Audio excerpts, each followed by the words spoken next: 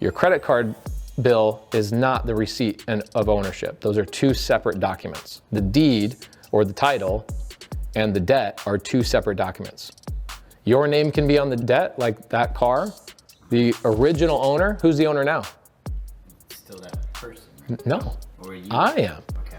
I have the title, he has the debt. Everyone says you don't own the title of a car until you pay your bank. This is interesting. Tell me your question, this is a good one. My question is, I thought you cannot own the deed until you pay the bank. Great question. So deed is who's the owner, right? Okay, so let's think about this. Do you have a credit card? Yes. What kind of credit card? You don't have a credit card? I do. Yeah, Visa. Okay, you have a Visa. Have you ever bought anything with that Visa? Yeah. Okay, great. So you go down to, let's say, a grocery store. Okay, you buy butter, you buy coconut oil, you buy condoms, whatever it is that you're buying. Who owns those groceries when you buy it with the Visa card? Well, I do. But you use somebody else's money and you owe them money. Okay. Are you the owner? Technically, I guess no, then. Yes, you are. Oh. How do we know you're the owner? Okay, so we know that if I buy... My name's on the credit card? Nope. Your name's on the debt. It means you owe Visa money. You have an agreement between you and the bank. That's the agreement. It's called a promissory note. That's not the ownership. The debt has nothing to do with the ownership. You borrowed money from Visa to go buy groceries. Okay, so you have an agreement with them saying, hey, I've borrowed money here. There's an agreement called the debt. There's another document that's called the ownership. In a grocery situation, how do we know you're the owner? Receipt. The receipt. And guess what the receipt of real estate is?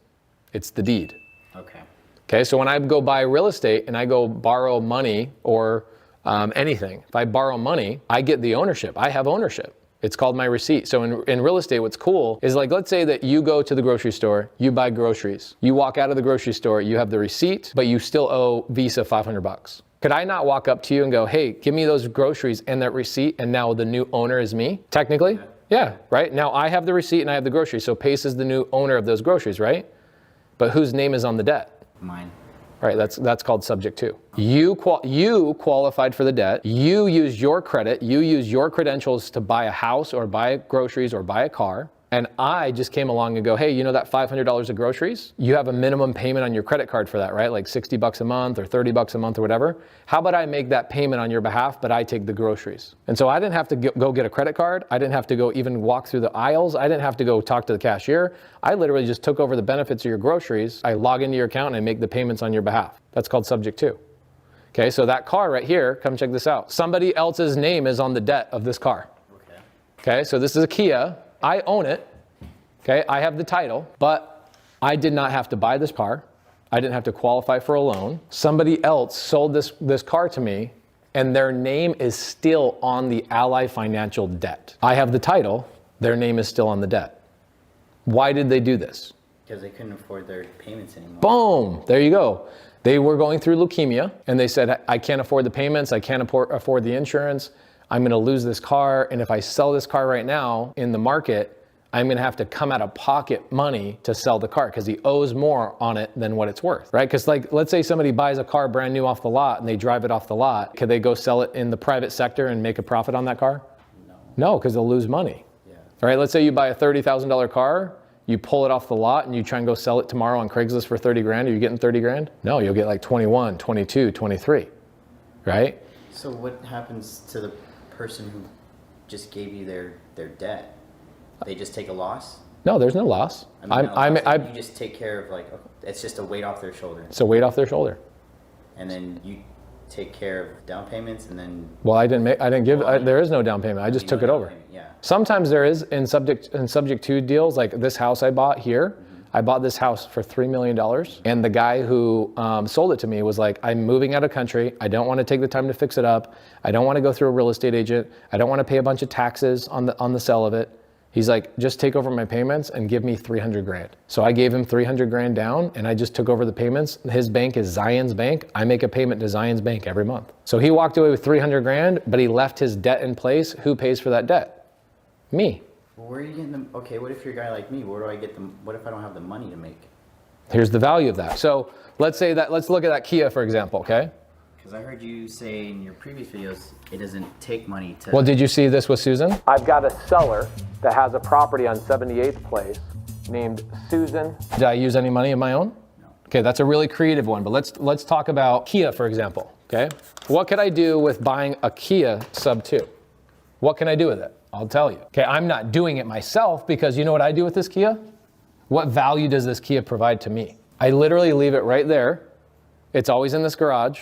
The reason I leave it here is for two reasons. One, so I can make YouTube videos about it and explain creative finance to people. That's guys like me. Yes, 100%. And two, when I have somebody coming right now, when my students come and stay in my guest house, I give them a car to drive. So there's value there, right?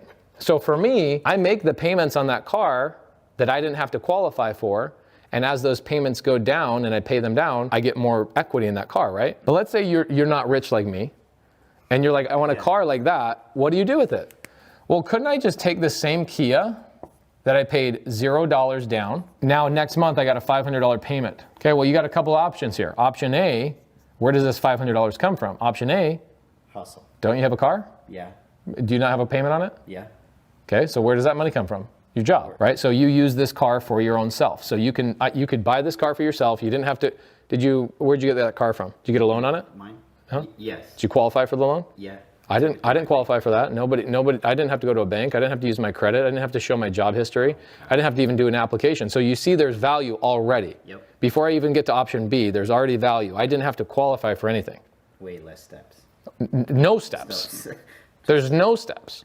So when people are like, creative finance is so challenging, I'm like, dude, literally remove all the steps. Give me the title, I make the payments. SubTo a car, done, right? Is there some kind of contract? Yeah, it's the same thing as a regular car, bill of sale. Okay. So you have a car payment on your car right now. Do you get value out of that car every day? Yeah. Okay, so that money you pay to your car, if you're using it for yourself, it takes you to your job and it brings money in. What if I want to go buy a second one? What do I do with it now? Let's say I want to use this for business. Okay. Where does the $500 come from? Could I not put this out on Turo? Do you know what Turo is? Nope.